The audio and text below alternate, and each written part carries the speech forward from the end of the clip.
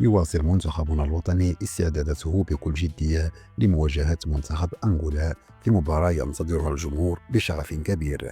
الأسود جاهزون، والأداء في التدريب يؤكدون أن المغرب يدخل اللقاء بثقة وعزيمة قوية. على الورق المغرب أقوى والأرقام تتحدث. منتخبنا يضم أسماء كبيرة تلعب في أندية وطنية قوية، من الدفاع إلى الهجوم، جودة، انسجام وفعالية. أما منتخب أنغولا فرغم أنه خصم محترم إلا أن الفوارق واضحة. الأسود يملكون الأفضلية في السرعة، المهارة والخبرة وبتكتيك عالي للمدرب.